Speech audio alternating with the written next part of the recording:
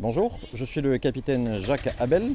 Je suis le chef de colonne de la garde dédiée sur ce dimanche 24 octobre. Alors aujourd'hui, le centre d'appel a reçu une demande d'intervention concernant un feu de bateau ici sur le port de Carreau, concernant un chalutier qui mesure environ une douzaine de mètres, qui a la particularité d'être un chalutier qui est en fibre et qui était donc totalement embrasé. Au moment où je vous parle, aucune enquête d'ordre technique ni aucun témoignage ne vient, avérer une hypothèse plus qu'une autre. Il semblerait, on va rester prudent, il semblerait qu'une origine technique d'un flexible hydraulique ait lâché sur un moteur chaud et que ça ait généré le départ de feu. Alors, au niveau des véhicules, environ 3 véhicules majeurs en termes de lutte contre l'incendie sont venus compléter le dispositif.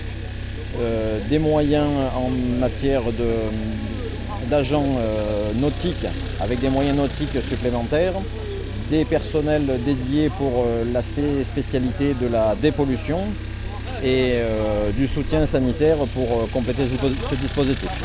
Environ une cinquantaine de sapeurs-pompiers des Bouches-du-Rhône, aidés en cela, et peut-être le voyez-vous en arrière-plan, la vedette de la SNSM qui a eu une action déterminante.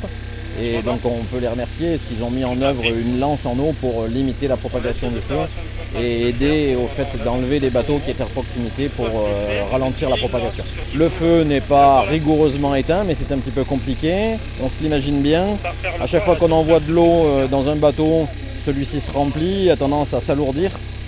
L'idée pour nous actuellement, c'est bien entendu, maintenant qu'on est sûr qu'il n'y a personne de blessé à ce niveau-là, éviter une pollution au niveau du port.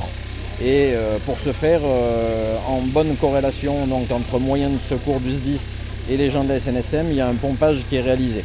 Ce pompage est rendu un petit peu complexe de par le fait que le bateau était déjà très plein en matière et que les eaux qui sont pompées doivent bien être rejetées quelque part. Et pour ce faire, il y a un barrage pour éviter la dispersion de la pollution dans le port qui a été mis en place.